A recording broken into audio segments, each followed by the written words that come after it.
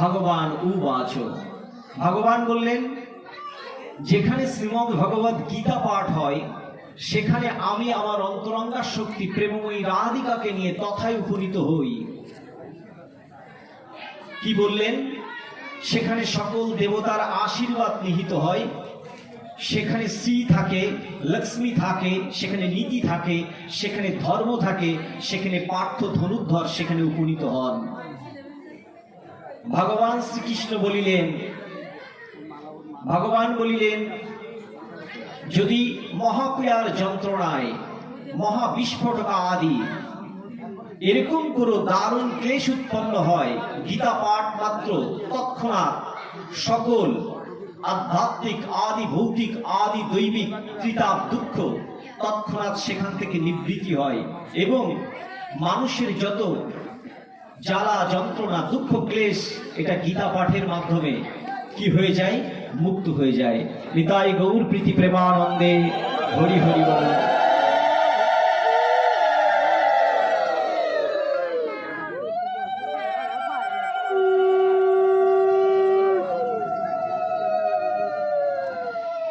ভগবান বলিলেন গীতা মে হৃদয়ং পাঠ্য গীতা মে সারোত্তমম গীতা মে অতুগ্রমম গীতা জ্ঞানম অব্যয়ম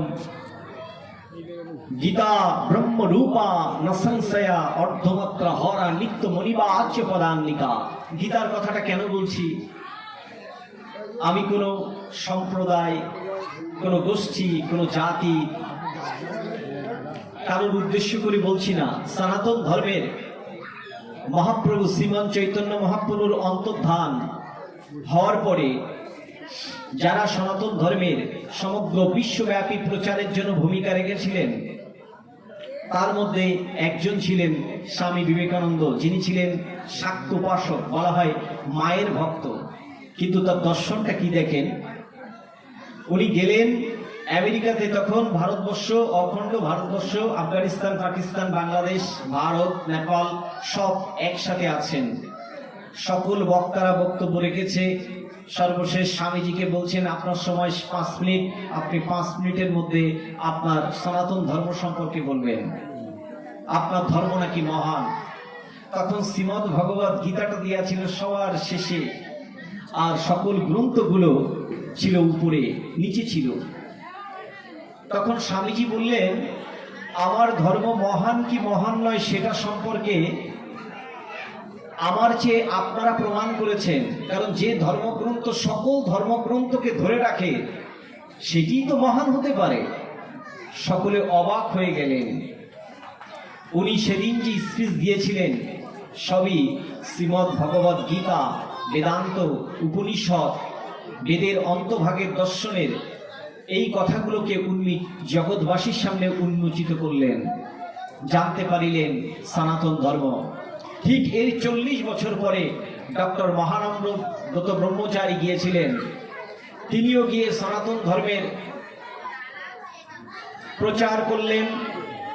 উনি সনাতন ধর্মের বিভিন্ন বিষয় সম্পর্কে আলোকপাত করলেন এবং গীতার জ্ঞানে মানুষকে আলোকিত করবার চেষ্টা করলেন।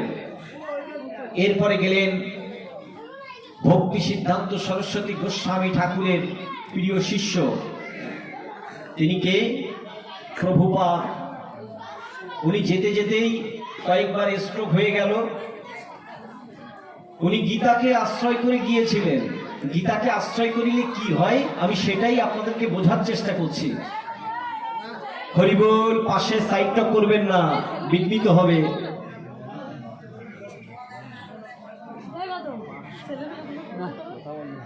হরিবোল। ভগবান কি বলছেন জানেন? ভগবানকে জিজ্ঞেস করলেন কে তোমার প্রিয় ভক্ত? আবার একটু চলে আসছি। প্রভু আপনি কথা বলবেন না। ভগবান বললেন তোমার এবং আমার এই কথা যিনি প্রচার করেন আমার ভক্ত, তিনি আমার অতীব প্রিয়।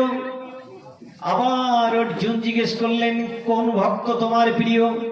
তখন বললেন তোমার এবং আমার এই কথোপকথন যিনি শ্রবণ করেন, কীর্তন করেন, হৃদয়ঙ্গম করেন, তিনি আমার অতীব প্রিয় ভক্ত, গুজ্জাতি গুজ্জ ভক্ত।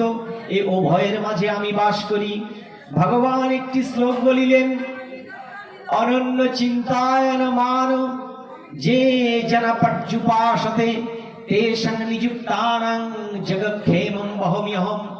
অনন্য ভক্তি সহকারে যিনি আমার সেবা করেন, পূজা করেন, অর্চনা করেন, যে যোগ তার পূর্বজন্মের কৃতকর্মের কারণে নষ্ট হয়ে গিয়েছিল, আমি বাসুদেব কৃষ্ণ যুক্ত করে দিই, যাহার মধ্য দিয়ে তারা আমার কাছে ফিরে আসতে পারে। আর বহমিয়হম, এ জন্মে যাহা তারা পায়নি, আমি প্রাপ্ত এবং অপ্রাপ্ত উভয় বস্তু বাসুদেব কৃষ্ণ দুই স্কন্ধে বহন করি। তাহলে ভগবান বলছেন শ্রবণম কীর্তনম, বিষ্ণু পুরাণে বলছে শ্রবণম কীর্তনম, বিষ্ণু সর্বব্যাপ্ত। শ্রবণ কীর্তনের মধ্য দিয়ে সেই ব্যাপক বিষ্ণু, যিনি বিশ্বরূপ ধারণ করেছিলেন শ্রীকৃষ্ণের যখন একাদশ অধ্যায়ে, তখন বললেন আমরা যখন শ্রবণ কীর্তন করব সেই হরির অপ্রাকৃত লীলার মধ্য দিয়ে আমরা কি করতে পারি, আমাদের জীবনটাকে পরিপূর্ণ করতে পারি, আমাদের মনের ভিতর থেকে অজ্ঞানতাকে আমরা নাশ করতে পারি। জ্ঞানাগ্নির মধ্য দিয়ে আমরা আকুতভাবে ভগবানকে বলতে পারি, তুমি অসৎ থেকে সত্যের পথে, তুমি অজ্ঞান থেকে জ্ঞানের পথে, তুমি মৃত্যু থেকে আমার অমৃতের পথে নিয়ে যাও। আমরা প্রত্যেকটি জীব হচ্ছে অমৃতের পুত্র। তাই আমাদের প্রত্যেকটি মানুষের ভগবানের কথাটাকে অত্যন্ত সুন্দরভাবে নিবিড় চিত্তে কনসেন্ট্রেশন করে বসা উচিত। যদি আপনার মন চলে যায় বাড়িতে, যদি আপনার মন চলে যায় বাড়িতে ছাগলটার কি অবস্থা, গরুটার কি অবস্থা, বুড়োটার কি হয়েছে, বাজার থেকে দাদা এক্ষুনি আসলো বলে টেলিভিশনে তো স্টার জলসা এবং অন্য সিরিয়াল হয়ে গেল, আইপিএল এর খেলা তো আজকে ছক্কা চার দেখা হলো না, তাহলে তো সব শেষ। এই ভৌতিক দেহ যখন আমি আসেনি, তখন তো এগুলো আমি দেখতে পাইনি। এই ভৌতিক দেহের মধ্যে যখন আমি প্রবেশ করলাম, তখনই আমি বোঝা শুরু করলাম, দেখা শুরু করলাম। এখন আমার কি এই ভৌতিক দেহটা শুধুমাত্র দিয়েছে,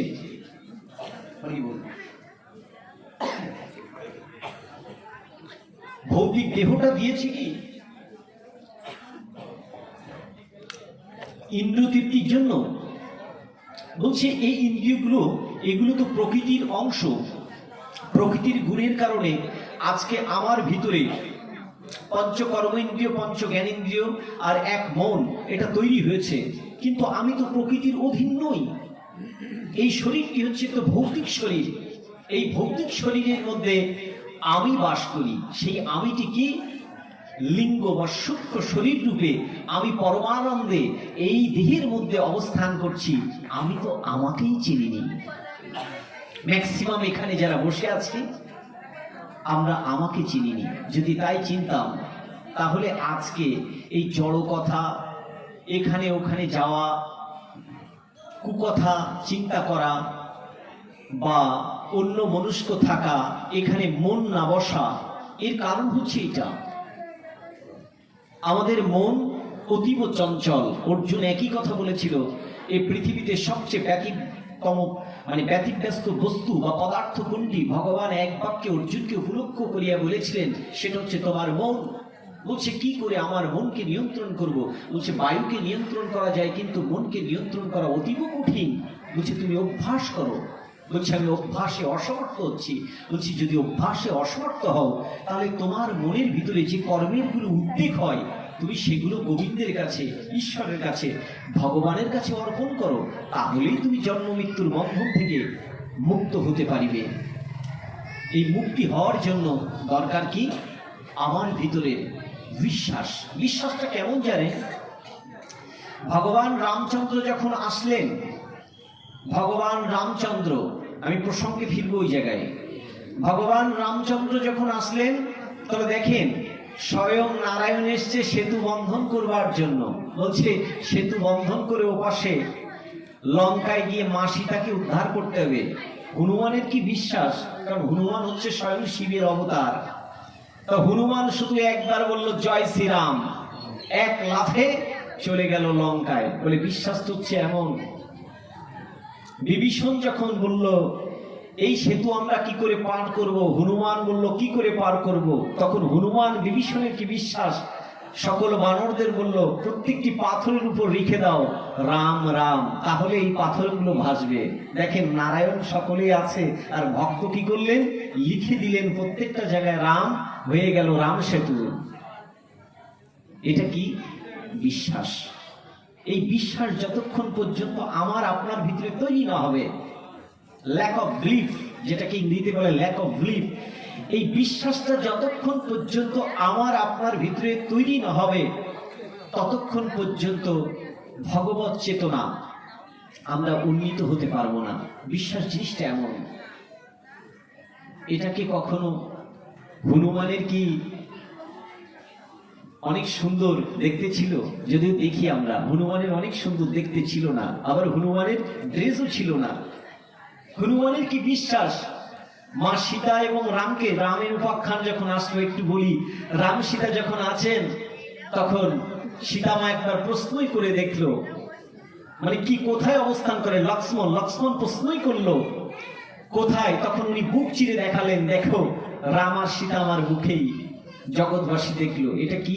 বিশ্বাস, ভক্তি, ভালোবাসা, শ্রদ্ধা, বিনম্র চিত্তে সমর্পণ।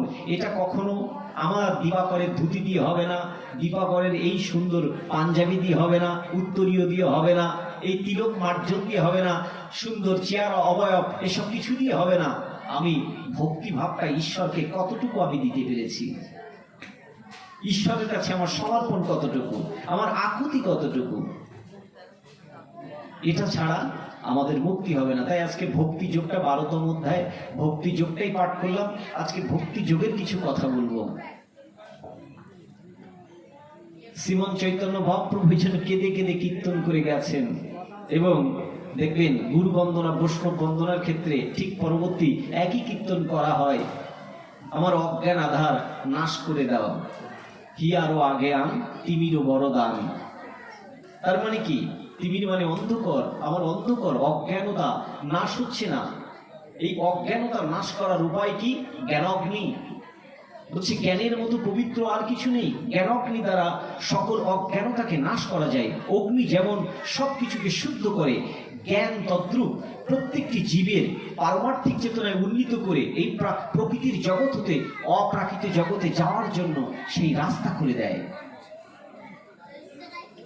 গুরু অনেক প্রকার, দীক্ষা গুরু, শিক্ষা গুরু। আপনারা সবাই আমার কিন্তু আপনাদের কাছ থেকে শেখার আছে। শিক্ষা গুরু, পৃথিবীর বহু শিক্ষা গুরু আছেন যাদের কাছ থেকে আমরা প্রতিনিয়ত শিখতে পারি।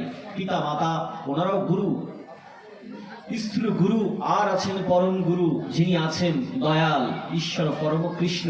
তাহলে আমাদের গুরু লাগে কেন? বিভিন্ন সময় গুরু লাগে কেন? গুরু যাতে আমাদেরকে সেই পথ দেখান, অন্ধকার থেকে আলোর পথ দেখান।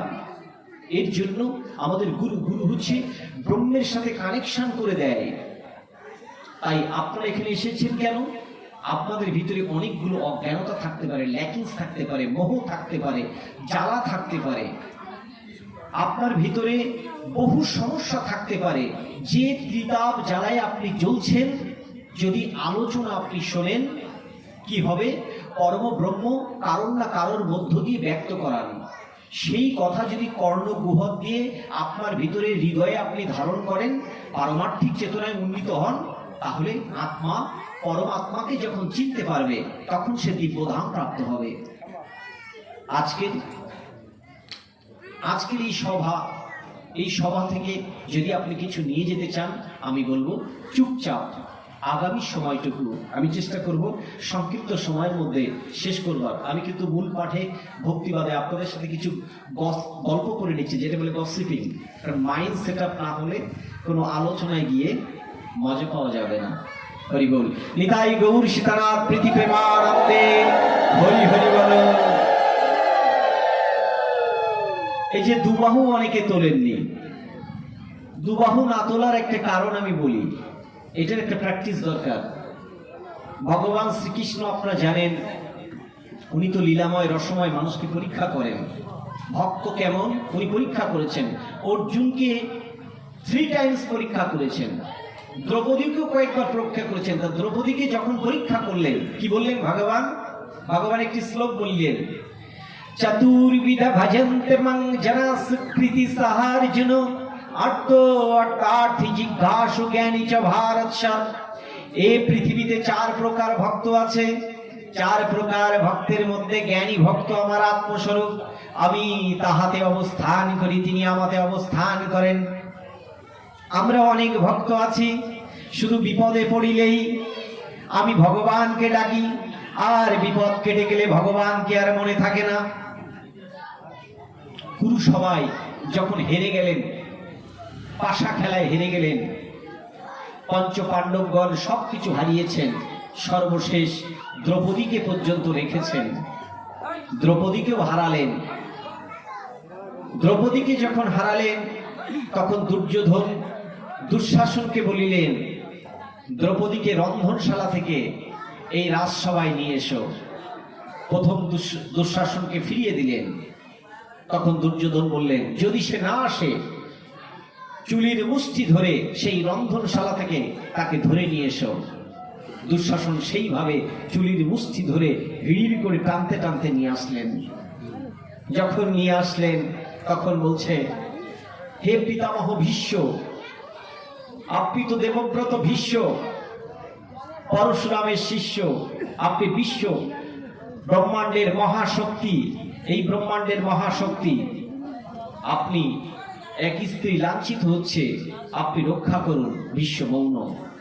হে দ্রোণাচার্য, আপনি গুরুশ্রেষ্ঠ, আপনি রক্ষা করুন। দ্রোণাচার্য চুপচাপ। হে রাজন ধৃতরাষ্ট্র, আপনি মৌন কেন? আপনি কিছু করুন। তিনিও মৌন। হে পঞ্চ পাণ্ডবগণ, আপনার নিরস্ত্র কেন? পঞ্চ পাণ্ডব কিছুই করছে না। দেখেন এরপরে বলছে কি, গোবিন্দর কাছে বলছে, হরি বল। গোবিন্দর কাছে বলছে, ও গোবিন্দ, তুমি আমায় রক্ষা করো। এক বাহু তুলেছে, অশ্রু বিসর্জন হচ্ছে, আর বলছে, গোবিন্দ তুমি আমার রক্ষা করো। তখনও গোবিন্দ তাকে রক্ষা করছে না। গোবিন্দ বলছে অ্যাবসলিউটলি সারেন্ডার, যেটা সংস্কৃতিতে বলছে সর্ব ধর্মান পরিত্যাজ্যম মাম একম শরণম ব্রজ অহম তাম সর্ব পাপে ভমক্ষস্যে মাসুচ। তখনও কিন্তু অ্যাবসলিউটলি সারেন্ডার হয়নি, বস্ত্র রক্ষা করছে। যখন টেনে বস্ত্র আর রক্ষা করতে পারছে না, তখন দ্রৌপদী কন্দলরত অবস্থায় বলছে, ওগো অনাদিরাদি গোবিন্দ, প্রাণ গোবিন্দ, তুমি আমাকে রক্ষা করো। তখন ভগবান শ্রীকৃষ্ণ কি করলেন, সেই দ্বারকা থেকে উনি উনার হাতের পেঁচ খুলছেন। কারণ দ্রৌপদী একদিন কি করেছিলেন, ভগবান শ্রীকৃষ্ণের আঙ্গুল অল্প একটু কেটে গিয়েছিল, দ্রৌপদী তার কাপড় ছিঁড়ে ওই আঙ্গুলে জড়িয়ে দিয়েছিলেন। ভগবান কি করলেন, ভগবান মনে রেখেছেন। ভগবান কি করলেন, বস্ত্র অল্প করে খুলছেন, আর সকল বস্ত্র একদিক থেকে যাচ্ছে। যখন সকল ওই গিটটা খুলে ফেললেন, তখন সকল বস্ত্র চারিদিক দিয়ে দ্রৌপদীকে রক্ষা করিল। তাহলে ভগবানের কাছে যদি আপনি সারেন্ডার না করেন, আপনি কাম ক্রোধ লোভ মোহ মত মাৎসর্যকে যদি এখানে ত্যাগ না করতে পারেন, পারমার্থিক চেতনায় যদি উন্নীত না হতে পারেন, যদি একটু ব্রজধূলি আপনি না মারতে পারেন, যদি একটু সাধু গুরু বৈষ্ণবের চরণ আশ্রিত না হন, তাদের চরণে স্পর্শ না করতে পারেন, যদি ভগবানের কাছে বিনম্র চিত্তে সমর্পণ না করেন, তাহলে এই মনুষ্য জীবনটাই বৃথা, এই ভাগবত আসরটাও বৃথা হয়ে যাবে, শুধু হয়ে যাবে। তাই উচিত হচ্ছে দুবাহু তুলে ভগবানের উদ্দেশ্যে আবারও বলি, নিতাই গৌর প্রীতি প্রেমানন্দে হরি হরি বলো।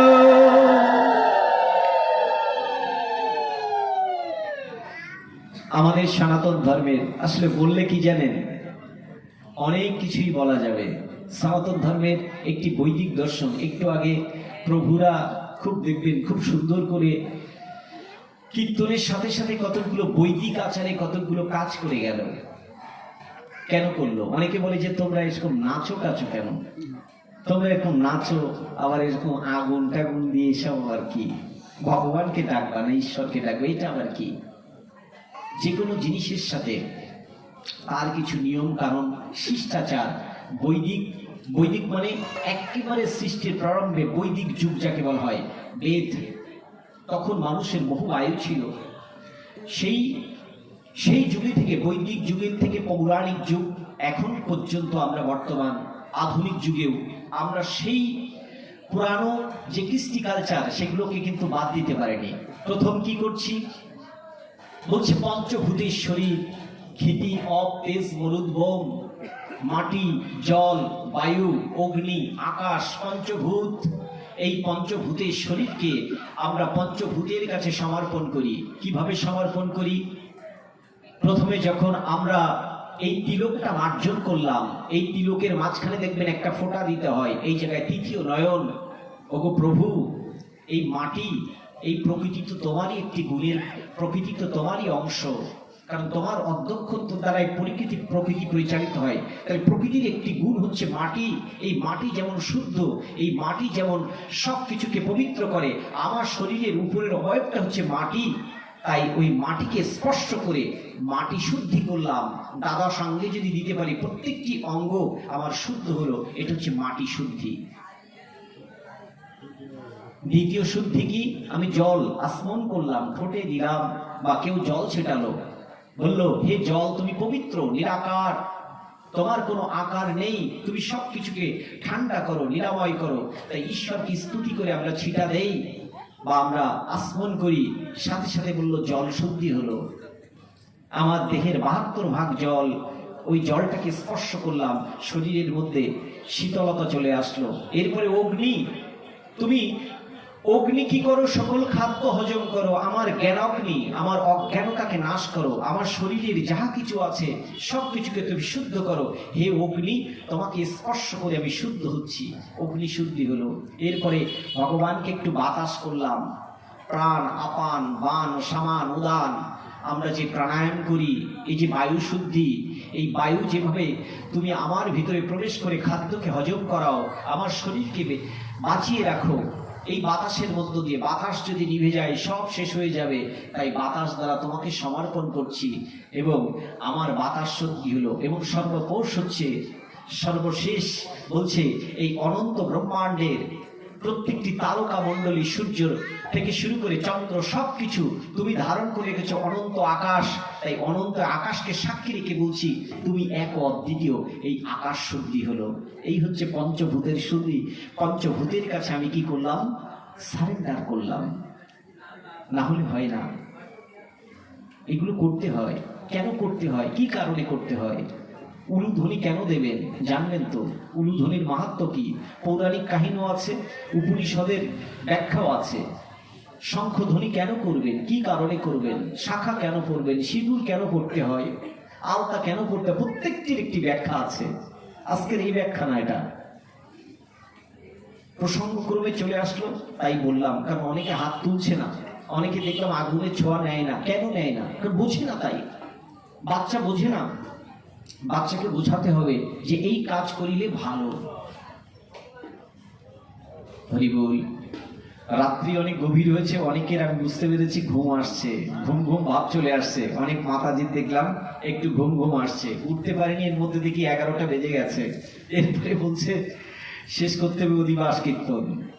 আমার তো মনে হলো সবে আমি 10 মিনিট কথা বললাম। ভক্তির কথা বলছিলাম, ভক্তি, প্রভুপাদের কথা। প্রভুপাদ যখন গিয়েছিলেন, গীতাকে সাথে করে নিয়ে গিয়েছিলেন। গীতাকে সাথে করে নিয়ে ওনাকে প্রথমে কি করা হলো? তাড়া দিল পিছন দিক থেকে কিছু লোকজন। এরপরে উনি গীতার জ্ঞানে যখন একটা দুটা করে মানুষকে বলা শুরু করলেন, মানুষ বুঝতে পারলো, পারমার্থিক চেতনায় উন্নীত হলো। প্রভুপাদের পরে বহু শিষ্যবর্গ, বহু আচার্য, শৈব, শাক্ত, গানপত্য, শক্তি, বৈষ্ণব আচার্য বহু লোক পরে গিয়েছেন। আজকে দেখেন যে রাশিকা নাস্তিকবাদে ছেয়ে গিয়েছিল, আজকে নতুন করে সনাতন ধর্ম উজ্জীবিত হয়েছে। যে আমেরিকাতে সনাতন ধর্ম ছিল না, নতুন করে উজ্জীবিত হয়েছে। আজকে মধ্যপ্রাচ্য সহ বিভিন্ন জায়গায় বিশ্বের 150টার মতো কান্ট্রিতে সনাতন ধর্ম নতুনভাবে উজ্জীবিত হচ্ছে। বর্তমান গীতা যদি বলেন 39টি ভাষায় গীতা আমাদের রচিত হয়েছে, ইংরেজি, বাংলা, ফার্সি, উর্দু, আরবি, বহু ভাষায়। তাহলে বুঝতে হবে তারা গীতাকে আশ্রয় করে, তারা গীতাকে মনে করে একটি দর্শন। ওয়েস্টার্ন কান্ট্রির মানুষ যারা লার্নেড পিপুল তারা এটাকে মনে করে দর্শন, আর আমরা মনে করি এটি একটি ধর্মগ্রন্থ। ঠিকই আছে, তাদের দৃষ্টি একটি, আমাদের দৃষ্টি অন্যভাবে, কিন্তু তাদের দৃষ্টি এটাকে রিসার্চ করে তারা অনেক কিছু ডেভেলপ করেছে। আমি আপনি হয়তো এটাকে বুঝতে পারিনি। বিজ্ঞান বলছে এনার্জি কখনো মরে না, এনার্জি রূপান্তর হয়, পরিবর্তন হয়। গীতা কি বলেনি? গীতা বলেনি? গীতা বলেছে জাতস্যহি ধ্রুবম মৃত্যু ধ্রুবম জন্ম মৃত্যুস্য তস্মাৎ অপরিহার্য অর্থে না তনুসচিত মহর্ষি। যার জন্ম হয়েছে তার মৃত্যু অবশ্যম্ভাবী, যার মৃত্যু হয়েছে তার জন্ম অবশ্যম্ভাবী। তার মানে ওই যুগের ওই কথাগুলো ছিল আত্মবিষয়ক, এই যুগের হয়তো ওই কথাগুলো বলে না, বলছে এনার্জির কথা। এনার্জি পরিবর্তন, তার মানে কি আত্মা এক দেহ থেকে অন্য দেহে দেহান্তরিত হয়, নতুন শরীর প্রাপ্ত হয়। নতুন শরীর প্রাপ্ত হয়ে যতক্ষণ পর্যন্ত সেই পরব্রহ্মে, তারা বলছে মহা এনার্জি, ঠিক আছে, তারা পরব্রহ্ম বলছে না, বলছে মহা এনার্জি। ধরে নিলাম যতক্ষণ পর্যন্ত ওখানে না যাব ততক্ষণ পর্যন্ত এই যে ব্রহ্মাণ্ডে ব্রহ্ম ভুবান লোকান, অর্থাৎ ব্রহ্মা দিয়ে যে রচিত ব্রহ্মাণ্ড, এই ব্রহ্মাণ্ডের মধ্যে বারংবার আমাদেরকে আসতে হবে, যেখানে গেলে আর ফিরে আসতে হয় না। কি না তত ভাসায়তে সূর্য ন শশাঙ্ক ন পাবক যদ্গাতান নিবর্তন্তে তদ্ধাম পরমম মম। সূর্য চন্দ্র বিদ্যুৎ আমার সেই ধামকে আলোকিত করতে পারে না, যেখানে গেলে আর ফিরে আসতে হয় না, সেটি আমার পরম ধাম। ওই পরম ধামে যাওয়াই হচ্ছে আমাদের প্রত্যেকটি মানুষের কর্তব্য। এখন সেটাকে যাওয়ার জন্য কি করব? সেটাকে যাওয়ার জন্য কি করতে হবে? সর্বশেষ হচ্ছে, প্রথমে বললে ভগবান বলেছেন কর্মযোগী হও, তারপর বলছেন জ্ঞান যোগী হও। কর্মযোগী জ্ঞান যোগীর পরে ধ্যানস্থ হও, এরপরে সর্বশেষ ভগবান বলছে ভক্তি ভক্তি ভক্তি। ভক্তি ছাড়া মুক্তি নাই, বিনা প্রেম সে নাহি মিলেগা কালহানন্দন। যশোদানন্দন কিসের কাঙাল? ভক্তির কাঙাল। ভক্তি ছাড়া হবে না। ভগবান শ্রীকৃষ্ণের ভক্তির দর্শনের দুটি এক্সাম্পল বলি। আজকে আমাদের খুব দাদা বলছে দুটি একটু ভগবানের সাথে একটু সঙ্গ করে দু একটি পৌরাণিক কথা বলতে পারলে ভালো হবে। তা আমি ভগবানের দর্শনের সাথে দুটি কথা বলছি। দেখেন, ভগবান ভক্তির ক্ষেত্রে দুটি এক্সাম্পল দিয়ে গেলেন ভগবান শ্রীকৃষ্ণের, কারণ যেহেতু ভগবানের পূজা হচ্ছে আর গৌরাঙ্গ মহাপ্রভুর এখানে অর্চনা হচ্ছে, আমি তিনজনের কথা বলবো যে তারা ভক্তিবাদের নিদর্শন হিসেবে কি দিয়েছেন। যেহেতু 3 থেকে 4টা উপাখ্যানের কথা বলছে, আমি সেটাই বলবো। হরি বল। দিলীপ প্রভু বসেন। ভগবান শ্রীকৃষ্ণ যুদ্ধ হয়েছে, মহাভারতের মহাযুদ্ধ, পঞ্চ পাণ্ডবগণ গিয়ে বললেন যে এই যুদ্ধে আমাদের অনেক পাপ হয়েছে, তা এই যুদ্ধে এই পাপ থেকে উদ্ধারের উপায় কি? তখন বললেন এই যুদ্ধে পাপ থেকে উপায় একটা কাজ করতে পারো, তোমরা যদি কোনো বৈষ্ণব আচার্য বৈষ্ণবদেরকে সেবা দিতে পারো, একসাথে অনেকগুলো লোককে দিতে পারলে ভালো হয়। যদি নাও পারো, একজন বৈষ্ণবকে যদি শুদ্ধ আচারে তুমি সেবা দিতে পারো, তাহলেই তোমরা মুক্তি পাবে। এবং ভগবান যদি সেখান থেকে প্রসাদ গ্রহণ করেন, তখন বললেন ভগবান প্রসাদ গ্রহণ করবেন কি করে বুঝবো? বলছে যখন গোবিন্দকে সেবা দেবে তোমরা পর্দা টেনে দেবে, যেটা আমরা করি এখন। যদি ভগবান ওখান থেকে কিছুটা নেয়, বুঝবে যে গোবিন্দ গ্রহণ করেছেন, অন্তর্যামী। আর বলে বৈষ্ণবকে চিনব কি করে? বলে দক্ষিণ দিকে যাত্রা শুরু করো, যেতে যেতে যার মুখে দেখবে হরি নাম, যিনি শুদ্ধ শুদ্ধ আচারী ঈশ্বরের নাম রাখছেন, যার মনোসংযোগ অন্যদিকে নেই, তিনি বুঝবে বৈষ্ণব, অন্য কিছু দেখবে না। যেতে যেতে সকলকে দেখছে, কেউ আর ঈশ্বরের নাম তেমন করে না, বিভিন্ন জায়গায় ব্যস্ত। কিন্তু যেতে যেতে অর্জুন দেখছে একজন জুতো সেলাই করছে। তিনি কে? রুহিদাস। বলছে জুতো সেলাই করছে, কিন্তু জুতো সেলাই করছে কিন্তু মুখে সবসময় হরির নাম করছে। এখন যেহেতু অর্জুন ছিল ভগবানের একান্ত পার্শ্বদ, তাই অর্জুন ভগবানের গোবিন্দের এই লীলাটাকে বুঝতে পেরেছিল। ভীমসেন সহ অন্য ভ্রাতারা বোঝেনি। তখন অর্জুন ভীমকে বলছে এই কোন বৈষ্ণব হবে? বলছে না, এর কোনো ড্রেস নেই, এর অবয়ব নেই, চুল উস্কো পুস্কো, মুখে দাড়ি, কোনো কিছুই নেই, আবার জুতো সেলাই করে, এ কেমন করে বৈষ্ণব হয়? বলছে না, এটা গোবিন্দর লীলা। গোবিন্দ পরীক্ষা করেছেন এরকম বহুবার, আমার যুদ্ধের প্রারম্ভে পরীক্ষা করেছেন কয়েকবার। উনি তো লীলাময় রসময়, তাই উনি পরীক্ষা করেছেন। তা বলে ঠিক আছে। ওনাকে বললেন, আমরা এসেছি এই আর্যাবর্ত থেকে। এই আর্যাবর্তে যুধিষ্ঠির বললেন, ইনি হচ্ছেন আমার দাদা রাজা। বলছে আমাদের যখন এই কথা শুনে সাথে সাথে প্রত্যেকটি পঞ্চ পাণ্ডবকে প্রণাম করলেন, এবং ওনার কাছে পাত্র ছিল একটি মাটির পাত্র। সেই মাটির পাত্রে সকল ভ্রাতা সব পায়ে হেঁটে গিয়েছিল পদব্রজে, সকলকে ধুয়ে ঢক ঢক করে সকল জল খেল। তখন ভীমসেন বলছে, এ কেমন? আমাদের পায়ের যত ময়লা জল সব খেয়ে ফেললো। একটি নির্দিষ্ট দিন তিথি নক্ষত্র দেখে তাকে আবাহন করা হলো। বলছে আজকের আমাদের গৃহে তুমি সেবা নেবে, যেহেতু রাজা। ঠিক আছে। ওই দিন ভগবান আগেই বলেছিলেন, যখন বৈষ্ণবকে সেবা দেবে 64 প্রকার ব্যঞ্জন রন্ধন হবে। এই 64 প্রকার ব্যঞ্জন রন্ধনের গোবিন্দকে নিবেদন করে তাকে নিবেদন করবে, তিনি গ্রহণ করার পরে তোমরা সব সেবা গ্রহণ করবে। কি করিলেন? ভগবান যেভাবে বলেছেন 64 প্রকার ব্যঞ্জন রন্ধন হয়েছে। কিন্তু দ্রৌপদী যখন প্রথম দর্শন করেছে, দর্শন করেই যখন খেতে বসেছে, তখন কি করেছে? বলছে, এ কেমন বৈষ্ণব যে সকল খাদ্য সব একসাথে খায়? দ্রৌপদী মনে মনে বলেছিল। বলছে, কেমন বৈষ্ণব যার কোনো শিষ্টাচার নেই, যে একসাথেই সবকিছু খায়। কারণ প্রত্যেকের তো একটা আচার আছে, কারণ সে বোঝে না তো, সে শুধু ঈশ্বরের নাম করে, এরকম কোনো আচার বোঝে না।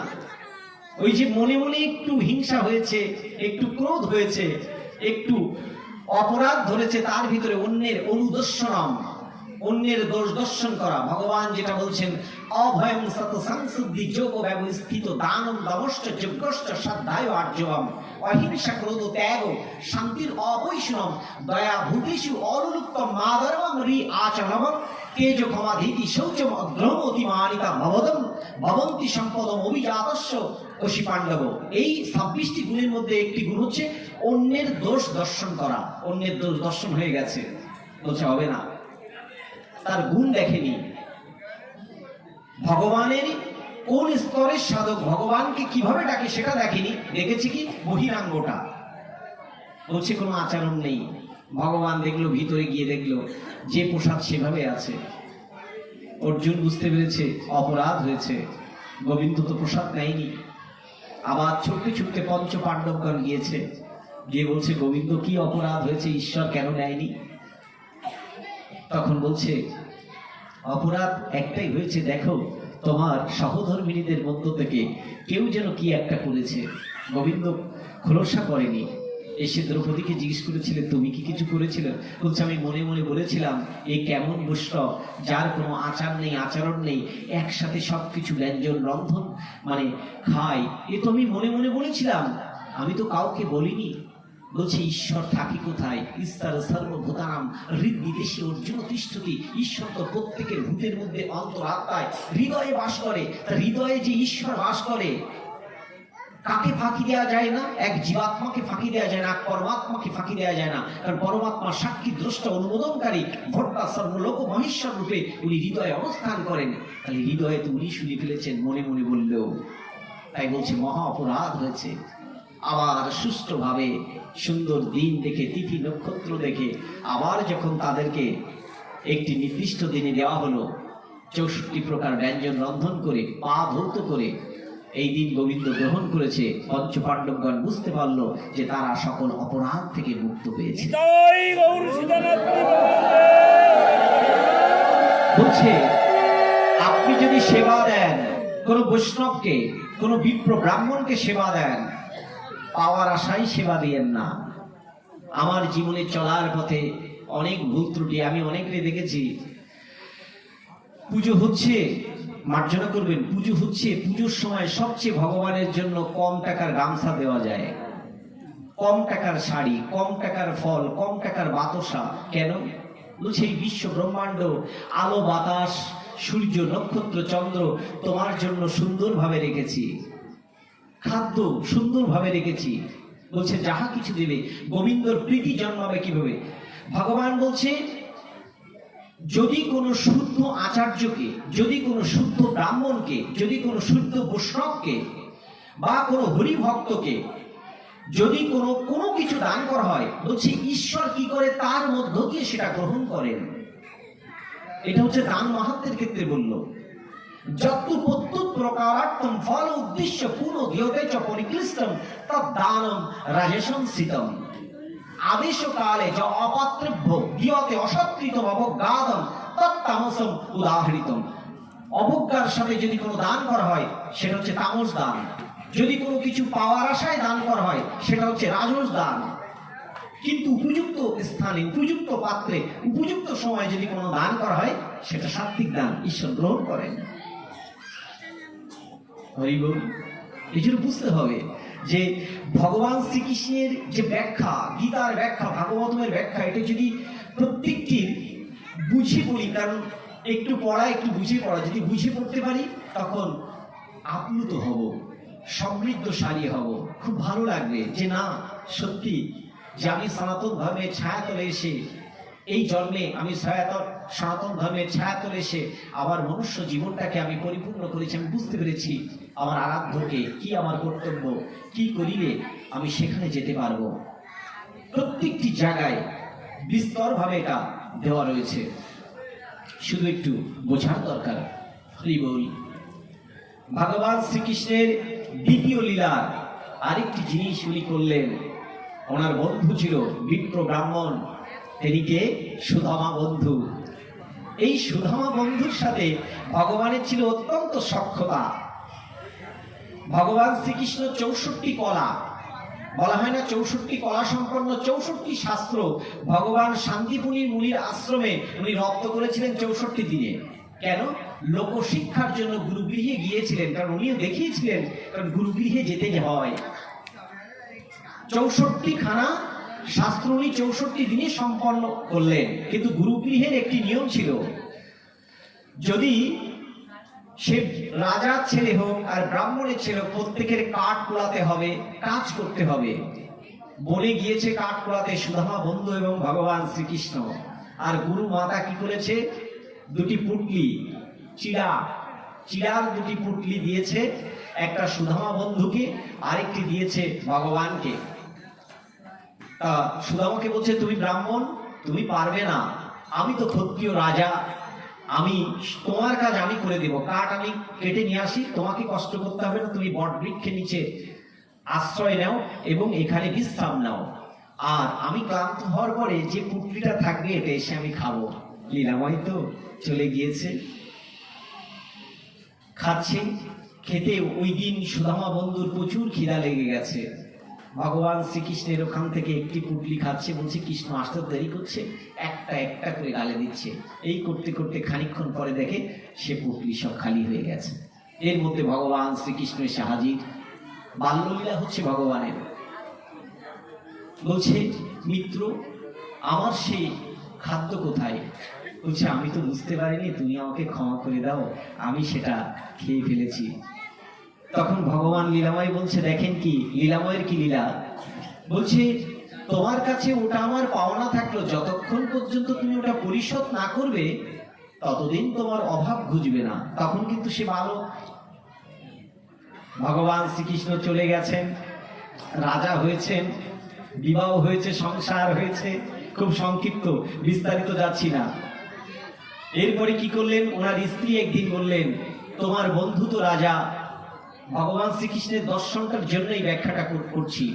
বললেন তোমার বন্ধু তো রাজা, তা তুমি ওখানে যাও, দ্বারকায় গিয়ে তার সাথে দেখা করো।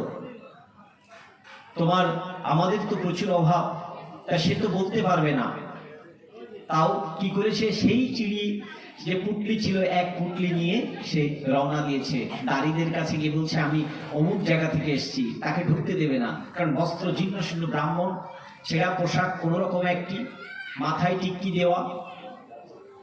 তখন বলছে এক দাঁড়িয়ে এসে তার মন গলেছে, সে বলছে ঠিক আছে আমি দেখার ব্যবস্থা করছি। এর মধ্যে ভগবান শ্রীকৃষ্ণ অন্তর্মহলে রাজসভায় শুনতে পেরেছে তার সেই ছোটবেলার মিত্র সুদামা এসেছে। ভগবান রাজসভা ছেড়ে দিয়েই সুদামাকে আগে জড়িয়ে ধরল। ভগবান কি করছেন, তার উত্তরীয় কাপড় দ্বারা উনি পাটা মুছিয়ে দিচ্ছেন। সকল যারা ছিলেন ওনার পার্শ্বদ, কেউ নিয়ে আসছে ফুলের মালা, কেউ বা নিয়ে আসছে অন্য কিছু। ভগবান পদধৌত করালেন। ভগবান বললেন, অনেক দূর থেকে তুমি এসেছো, অনেক কষ্ট। মিত্রকে কি সম্মান দেখেন, এক ও অদ্বিতীয় পরতত্ত্ব সীমা ভগবান দেখালেন। আমিও কিভাবে ব্রাহ্মণ হোক, বৈষ্ণব হোক, আচার্য হোক, আমি কিভাবে বিনম্র চিত্তে সেবা করি লোকশিক্ষার জন্য। মিত্র যত সরে যায়, ভগবান তত তাদেরকে বলছে, না তুমি ব্রাহ্মণ, তুমি আচার্য, তুমি শ্রেষ্ঠ বলে ভগবান কি করলেন, তাদেরকে সেবা করলেন। এরপরে যখন চিড়ে মুড়ি ওই একটু রেঁধেছিল, সুদামা বন্ধু গিয়ে দেখলেন, বাড়িতে গিয়ে দেখলেন তার যে অভাব ছিল, তার যাহা যাহা অভাব ছিল, বাড়িতে যাওয়ার আগেই দেখলেন সবকিছু তৈরি হয়ে গেছে। এটা কি লীলাময়ের লীলা। এই যতক্ষণ পর্যন্ত আমাদের ভিতরে বিনম্র চিত্তে ভগবানের কাছে সমর্পণ না হবে, ভক্তি না হবে, শ্রদ্ধা না হবে, ততক্ষণ পর্যন্ত আমরা ভগবানকে পাওয়াটা কিন্তু কঠিন ব্যাপার। ভগবান হচ্ছে ভক্তির কাঙাল। যিনি ভাগবত ধাম বৈকুণ্ঠে আছেন, আমরা যাকে বলছি এই বুকের কণ্ঠের মধ্যে, উনি এখানে লুকিয়ে আছেন। যিনি ওই ব্রহ্মাণ্ডের আকাশ তত্ত্বের বাইরে যিনি আছেন অপ্রাকৃত জগতে, তিনি এই হৃদয় আকাশ, এই মহাকাশ, এই আকাশের মধ্যে তিনি আছেন। যাহা ব্রহ্মাণ্ডে আছে তা আপনার ভাণ্ডের মধ্যে আছে। যদি বলেন এই মিল্কি ওয়ে ছায়াপথ, আমি বলবো আপনার মেরুদণ্ডের মধ্যে এই ছায়াপথের তত্ত্ব আছে। যদি বলেন এই ব্রহ্মাণ্ডের তত্ত্ব, আপনার মস্তিষ্কের মধ্যে এই ব্রহ্মাণ্ডের তত্ত্ব আছে। যদি বলেন দেবতাদের সকল বাস, প্রত্যেকটি শরীরের প্রত্যেকটি অঙ্গের মধ্যে ভগবানের এক একটি বিভূতির বাস রয়েছে আপনার। যদি বলেন পঞ্চভূত, পঞ্চভূত আপনার শরীরের মধ্যে, এর বাইরে কিছু নেই। আমরা দুটি জ্ঞান দিয়ে দেখি, একটি জড়চক্ষু, একটি হচ্ছে জ্ঞানচক্ষু। জ্ঞানচক্ষু দ্বারা দেখলেই আমরা বুঝতে পারবো। আর যদি জড়চক্ষু দিয়ে দেখি তাহলে বেশি দূর আমরা দেখতে পাবো না। বিরক্ত হচ্ছেন? হ্যাঁ, হরি বল বলছে 3টি পর্যন্ত চালিয়ে যায় রে। ভগবান শ্রীকৃষ্ণ বলবে যে আমাকে অর্চনা, তুই প্রাণ প্রতিষ্ঠা করলে, চক্ষু প্রতিষ্ঠা করলে, অঙ্গ প্রতিষ্ঠা করলে, কীর্তন করলে, কিন্তু এখন আমার তো সমাপন করলে না, অঙ্গহানি হয়ে যাবে। তাই এই সকল লোকের এই দায়ভার তো আমার ঘাড়ে এসে পড়বে।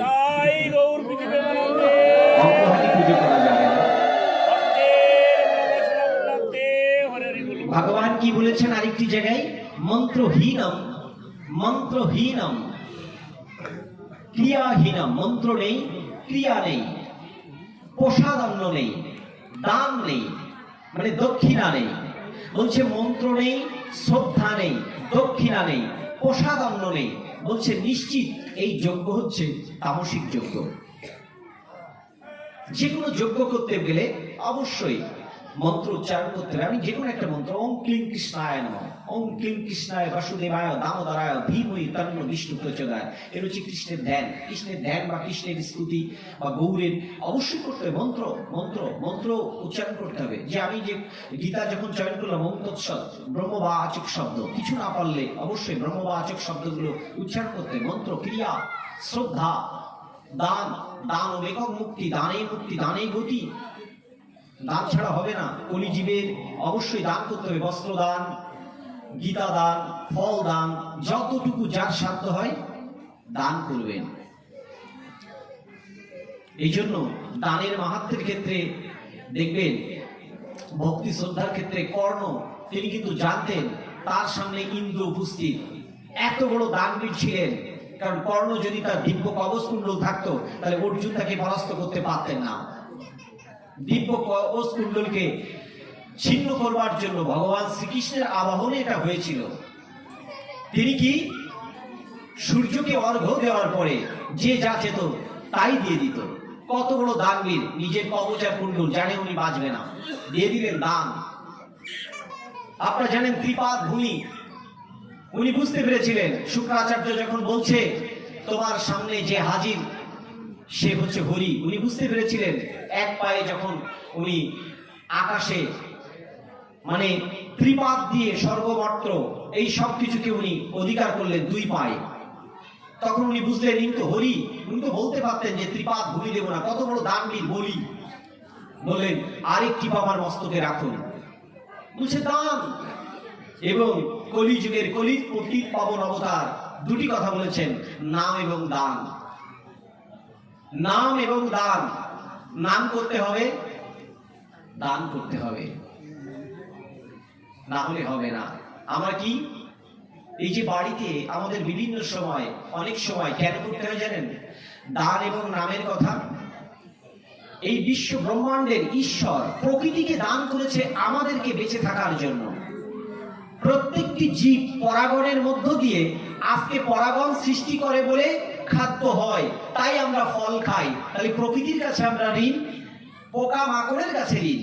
সূর্য আলো দেয় বলে প্রাণদায়িনী শক্তি আমরা বেঁচে থাকি, তাই সূর্য আলো দান করে, বাতাস সে দান করছে, জল দান করছে, বরুণ সবাই দান করছে নিঃস্বার্থভাবে।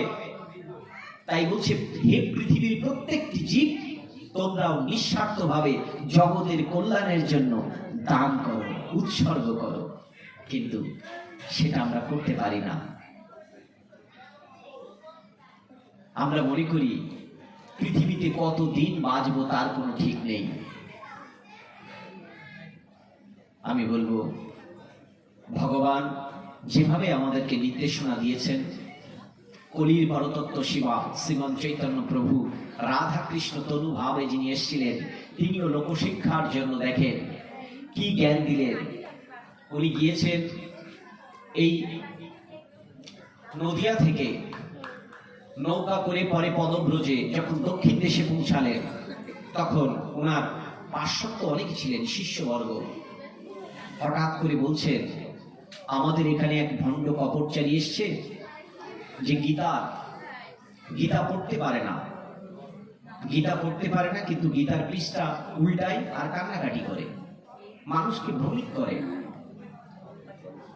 তখন অন্তর্যামী ভক্ত অবতার উনি বুঝতে পেরেছেন আমার ভক্তদের মধ্যে অহমিকা তৈরি হয়েছে, কারণ আমার কাছে থাকে।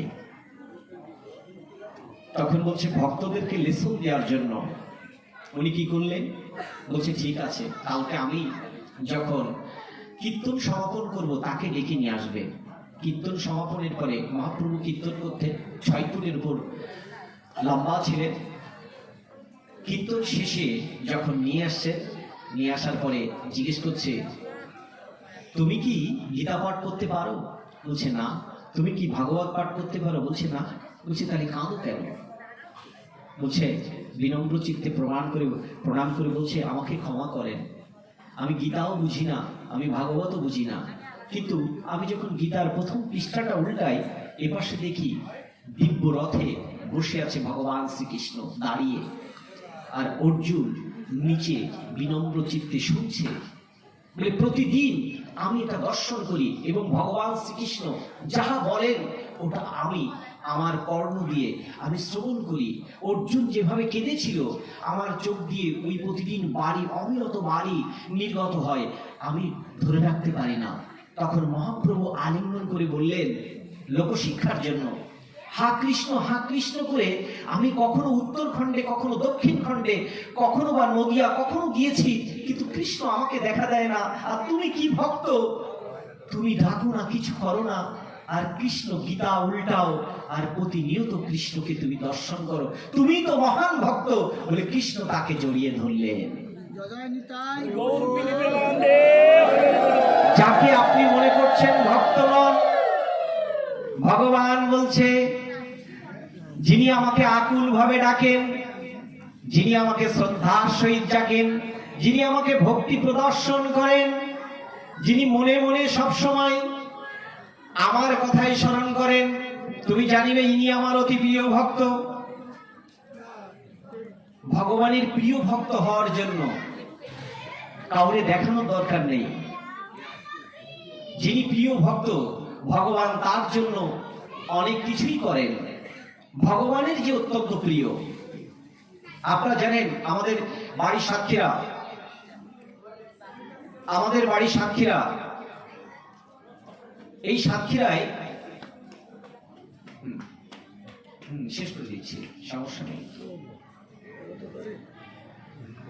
ভক্ত অবতার রূপে যিনি এসেছিলেন তিনি কে? তিনি হচ্ছেন হরিদাস ঠাকুর। এই হরিদাস ঠাকুরের লালিত পালিত হয়েছিলেন মিশ্র পরিবারে, আপনারা জানেন। এই হরিদাস ঠাকুরের বাল্য নাম ছিল হারেশ। এই হরিদাস ঠাকুর যখন 22 বাজারে বেত্রাঘাত করে তাকে যখন ভাসিয়ে দেওয়া হলো, ভাসতে ভাসতে অদ্বৈত প্রভুর সামনে গিয়ে পড়লেন। সংক্ষিপ্ত লীলার কথা বলছি। তখন বলছে, কে তুই? বলছে, আমি হারেশ। তখন জলের মধ্য থেকে যখন শব্দ হয়, বলছে, তুই তো হারেশ না, যে হরির নাম করে তাই নাম দিলেন, তোর নাম হচ্ছে হরিদাস। তার মানে হরিদাস।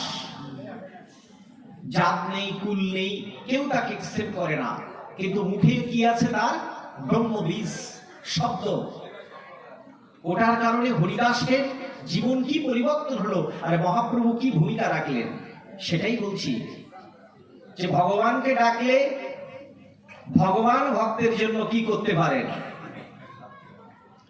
দূর থেকে হরিদাস ঠাকুর দেখছেন যে কলির পতিত পাবন অবতার এসছেন, ষষ্ঠাঙ্গে প্রণাম করেছেন। দূর থেকে যখন প্রণাম করছেন, তখন মহাপ্রভু জিজ্ঞেস করছেন, কে তুমি? তখন বলছে, আমি হরিদাস। বলছে, দূরে কেন? বলছে, আমি অস্পৃশ্য, আমার জাত কুল কিছু নেই। আমি যদি আপনাকে স্পর্শ করি, আপনার জাত কুল সব নষ্ট হয়ে যাবে। মহাপ্রভু বললেন, যার মুখে হরিনাম সেই তো বড় আচার্য, যার মুখে হরিনাম সেই তো শ্রেষ্ঠ, যার মুখে হরিনাম সেই তো কৃষ্ণের পরম ভক্ত। মহাপ্রভু এই বলেই হরিদাসকে জড়িয়ে ধরলেন। হরিদাসের দিব্য লীলার শেষ লীলা বলছি। হরিদাস বললেন, আমি বুঝেছি আপনি থাকবেন না। তখন মহাপ্রভুকে বললেন, আমি যেন আপনার কাছে যে আগে চলে যেতে পারি, কারণ মহাপ্রভু চেয়ে হরিদাস বয়সে অনেক বড় ছিলেন। ব্রহ্ম হরিদাস, যিনি ব্রহ্মর, যাকে বলা হয় ব্রহ্মার অবতার রূপে যিনি এসেছিলেন, উনি বললেন, মহাপ্রভু বললেন, একটি নির্দিষ্ট দিনে রায় রামানন্দ, স্বরূপ দামোদর, যারা যারা ছিলেন, অদ্বৈত প্রভু, নিত্যানন্দ প্রভু, সকলকে নিয়ে, গদাধর সহ সকলকে নিয়ে বললেন কীর্তনের ব্যবস্থা করতে। হরিদাসের গৃহে কীর্তন হচ্ছে, হরিদাস চলতে পারেন না। মহা কীর্তন হচ্ছে, কয়েক ঘন্টা কীর্তন হতে হতে কীর্তন সমাপন হয়ে গেল। এরপর হরিদাস আর কথা বলে না। কেউ বুঝতে পারেনি, মহাপ্রভু বুঝতে পেরেছে হরিদাস দেহ রেখেছেন। মহাপ্রভু কান্নাকাটি শুরু করলেন, আমার পিতা সম, যার আকুল আহ্বানে আমি এসেছিলাম, যিনি না আসলে আজকে হরিনাম প্রচার হতো না। মহাপ্রভু ক্রন্দন করে করে তাকে বলছেন, তোমার আকুল আহ্বানে এসেছিলাম, তুমি পিতা সম ছিলে। তখন ভক্তরা বুঝতে পারলেন হরিদাস আর নেই, কারণ যিনি 3 লক্ষ বার হরির নাম করতেন, হরির নাম হরির নাম হরির নাম ওই বকে বলাম কর নাস্তে ভগতি অন্যথা। 2 লক্ষ বার উচ্চস্বরে জীব জগতের সকলের কল্যাণের জন্য, আর 1 লক্ষ বার করতেন অন্তর্মুখী শক্তিকে ঊর্ধ্বমুখী করবার জন্য। সাথে সাথেই মহাপ্রভু কি করলেন, নিজে ধারণ করলেন শ্যামন দড়ি, নিজে মাথা মুন্ডন করলেন, পিতার আসনে রাখলেন, পিতার আসনে বসালেন। শুধু তাই না, প্রত্যেকের দ্বারে দ্বারে গিয়ে কারোর কাছে ফল ভিক্ষা, কারোর কাছে বস্ত্র ভিক্ষা, সকল কিছু করলেন। মহানির্জানের ব্যবস্থা করলেন, বহু ভক্তের প্রসাদের ব্যবস্থা করলেন। তাহলে ভক্ত যেমন ভগবানকে পাওয়ার জন্য ব্যাকুল হয়ে যায়, ভক্তের মতো ভক্ত যদি হয়, প্রকৃত ভক্ত হয়, ভগবানও সেই ভক্তকে পাওয়ার জন্য, সেই ভক্তের জন্য কিছু করার জন্য ভগবান ব্যাকুল হয়ে যান। নিতাই গৌর প্রীতি প্রেমানন্দে হরি হরি বল। তাই বলছে আমরা পৃথিবীতে সবাই মারা যাব, জন্মেছিস যখন ধরণীর বুকে দাগ রেখে যা। দাদার গৃহে বলেছিলাম আমার ঠাকুরদাকে আমি বলতে পারবো না, আমার ঠাকুরদার বাবাকে তা হয়তো আমি বলতে পারবো না, তার ঠাকুরদাকে বলতে পারবো না, কিন্তু লোকনাথ ব্রহ্মচারী আমার কেউ নন, স্বামী বিবেকানন্দ আমার কোনো আত্মীয় না, রামকৃষ্ণ পরমহংসদেব কেউ না, নিত্যানন্দ প্রভু হয়তো আমার কোনো রক্তের কানেকশন নেই, কিন্তু তাদের কথা কেন বলি? কারণ তারা পৃথিবীতে এসে এমন কিছু কার্য করে গেছেন পৃথিবীর কল্যাণে, যার জন্য তারা আমার নমস্য। তাই বারংবার যে কোনো কীর্তনে, যে কোনো আসরে তাদের কথা প্রত্যেকটি বক্তা, ভাগবত প্রবক্তা উচ্চস্বরে বলে আমি আপনি চলে যাব, আমি আপনি পৃথিবীতে এমন যদি সামান্য একটু কাজ করে যেতে পারি, অন্তত ব্রহ্মের কাছে গিয়ে বলবো ওগো প্রভু অনেক কাজ করার ছিল, কিছু করতে পারিনি, এতটুকু কাজ অন্তত করে এসছি। খেলাম, দিলাম আর ঘুমিয়ে পড়লাম, লাভটা কি? আমি বলবো যদি আমার আলোচনার মধ্যে কারো কষ্ট হয়, কেউ যদি ব্যথা পেয়ে থাকেন, ক্ষমার সুন্দর দৃষ্টি দেখবেন। সময় সংক্ষিপ্ততার কারণে অনেক কিছু প্রসঙ্গ টানতে পারিনি, শর্ট ভাবে দুই একটি মাত্র আউটলুক, মানে অল্প কিছু টাচ করেছি। আপনারা উচিত ছিল আজকে গঙ্গা বরণ, আজকে দাদাদের বলবো কীর্তনে দেখবেন মহাপ্রভুর কীর্তনের প্রথমে আছে গঙ্গা বরণের পরে সন্ধ্যা কীর্তন। দেখবেন কীর্তনের মধ্যে প্রথমে শুরুতে বলছে স্টার্টিং এ মহাপ্রভুর কীর্তনের মধ্যে, কীর্তনটা ভাঙেন আগে, আখর দিয়ে না ভেঙে কীর্তনের প্রত্যেকটা প্রোনাউন্সিয়েশন ভাঙবেন, ভেঙে বলবেন সন্ধ্যাকালীন আরতি হবে সন্ধ্যার সময়, ত্রিসন্ধ্যা গায়ত্রী জপিনী। ত্রিসন্ধ্যা কেন বলে? দিব্য ভাব, সূর্য যখন উদিত হয় পূব আকাশে ওই যে বলে ব্রহ্ম মুহূর্ত, সূর্য যখন 12:45 থেকে 1টা পর্যন্ত থাকে এটা বলে ব্রহ্ম মুহূর্ত, সূর্য যখন অস্তমিত হয় এটা ব্রহ্ম মুহূর্ত, আরেকটি সময় 11:45 থেকে 12:15 পর্যন্ত এটা ব্রহ্ম মুহূর্ত, বা এটা ধ্যান করার সময় কনসেন্ট্রেশন। সব সময় ব্রহ্ম স্তুতি করলে ব্রহ্ম কখনো আসেন না, এটা আমার কথা না, শাস্ত্রের কথা। এই জন্যই বললি যে কোনো কিছু করতে গেলে আমাদেরকে উচিত হচ্ছে কীর্তন সহ যে কোনো জায়গায় নিয়ম কানুন, এই আমিও এখন যে করেছি এই পাঠটা অবশ্যই যদি আমরা 7:30 8টার মধ্যে করতে পারতাম, 9টার মধ্যে, কারণ প্রভুকে কি করতে হবে? খাদ্য, এখানে তাকে ভোগ নিবেদন করতে হবে, আরো কিছু এরকম অনেকে হয়তো উপবাস আছেন তারা খাবে, রাত 12টার পরে খালে সেটা হবে যক্ষ রাক্ষসের ভোগ, সেটা কখনো বৈদিক সভ্যতা যে ভগবানের প্রসাদ হয় না, কিন্তু মার্জনা করবেন, শাস্ত্রের কথা বললাম। এই জন্য অশাস্ত্রীয় কাজ করলে আমার আপনার ক্ষতি, যে উদ্দেশ্যে করা হলো সেই উদ্দেশ্যটাই ব্যর্থ হয়ে গেল। ম্যাক্সিমাম, শুধু এই জায়গায় না, ম্যাক্সিমাম জায়গায় গেলে শ্যামনগরে গিয়েছে একই অবস্থা, শুধু একটি জায়গায় লঙ্ঘন পাইনি, অন্যভাবে করে নড়িয়ানিতে যখন গেছিলাম এই করোনার আগে, নড়িয়ানিতে অর্থাৎ পূর্ববঙ্গে শরীয়তপুর নড়িয়ানি, ওই জায়গাটায় ওরা শুধুমাত্র একটি দেখলাম যে অনেক লেট হয়ে গেছে, শুধু হরে কৃষ্ণ মহামন্ত্র 16 নম্বর 33 করলো, আর এসে একটি তুলসী আরতি 5 মিনিট করে বললে যে প্রভু পাঠে উঠে যান, কারণ সময় আমাদের শেষ হয়ে গেছে, এখন আর করা যাবে না। আমি বললাম অ্যাপ্রিসিয়েট করি আপনাদের যে আপনারা বুঝতে পেরেছেন। যাও, মার্জনা করবেন আপনারা সবাই। এখানে যারা এসেছেন আজকে 16 প্রহর ব্যাপী আপনারা কীর্তনে থাকবেন। হরে কৃষ্ণ মহামন্ত্র নামটা অনেকে বলে যে হরে কৃষ্ণ, এই নামটা আপনারা কোথায় পেয়েছেন? আমি একটু বলি, আপনারা হরে কৃষ্ণ নামটা আছে কলি সন্তারণ উপনিষদ, বেদের অন্তর্গত 103 উপনিষদে, 108টা উপনিষদের মধ্যে 103 উপনিষদে স্পষ্ট উল্লেখ করা আছে হরে রাম রাম রাম হরে হরে। কলির প্রতীক পাবন অবতার, উনি কি করলেন? বেদের কথা যেন উল্লঙ্ঘন না হয়, কারণ ওই বৈদিক যুগে ব্রাহ্মণ ছাড়া কেউ বেদ মন্ত্র উচ্চারণ করতে পারতো না। তাই মহাপ্রভু বললেন যেহেতু বৈদিক যুগের শিষ্টাচার ঠিক রাখতে হবে, তাহলে মহাপ্রভু নিজেই বেদের বেদজ্ঞ হিসেবে ঠিক রাখার জন্য শুধু রামের জায়গায় কৃষ্ণ আর কৃষ্ণের জায়গায় রামটা দিয়ে রাখলেন, বেদের কথা ঠিক রাখলো।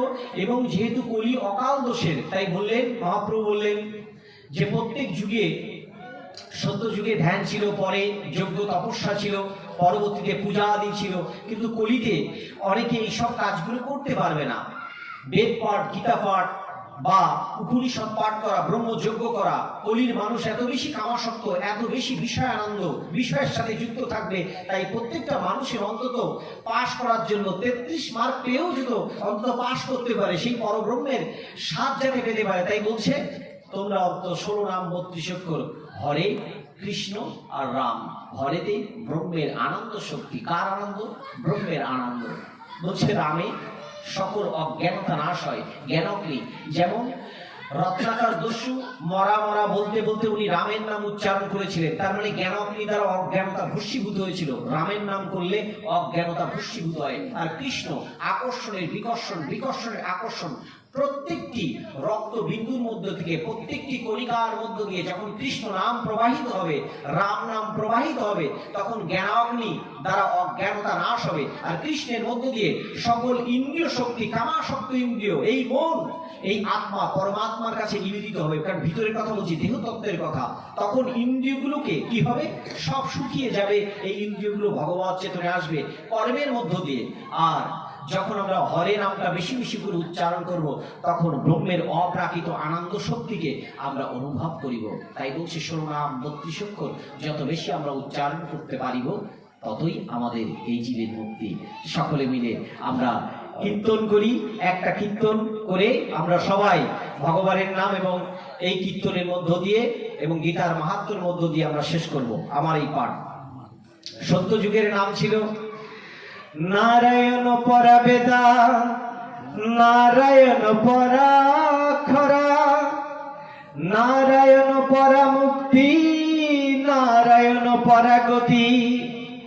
ত্রেতার নাম রাম নারায়ণ অনন্ত, মুকুন্দ মধুসূদন, কৃষ্ণ কেশব কংসারি, হরি বৈকুণ্ঠ বামন, হরে মুরারে মধুকৈটব ভারে, গোপাল গোবিন্দ মুকুন্দ সৌরে, যজ্ঞেশ্বর নারায়ণ কৃষ্ণ বিষ্ণু, নিরাশ্রয় মাম জগদীশ রক্ষ। হরে নাম হরে নাম, হরে নামৈব কেবলম, কলৌ নাস্তেভ নাস্তেভ গতিরন্যথা। হরে কৃষ্ণ কৃষ্ণ কৃষ্ণ হরে হরে, হরে রাম রাম রাম হরে হরে। একসাথে দুই হাত তালি দিয়ে হরে কৃষ্ণ কৃষ্ণ কৃষ্ণ হরে হরে, হরে রাম রাম রাম হরে হরে, হরে কৃষ্ণ কৃষ্ণ কৃষ্ণ হরে হরে, হরে রাম রাম রাম হরে হরে।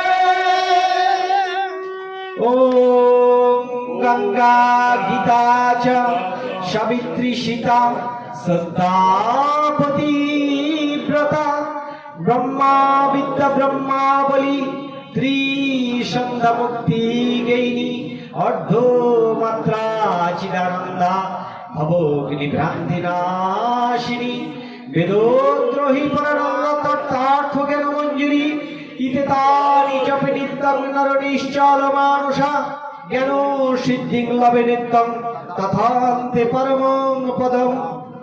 ওম পাপহং পাপকর্মাহং পাপাত্মা পাপ সম্ভবা, ত্রাহি মাং পুণ্ডরিকাক্ষং সর্ব পাপ হর হরি। জীব জগতের মঙ্গল কামনায়, আগত ভক্তবিদদের মঙ্গল কামনায়, জাতি ধর্ম বর্ণ নির্বিশেষে সকল জীবের মঙ্গল কামনায়, নিতাই গৌর প্রীতি প্রেমানন্দে হরি হরি।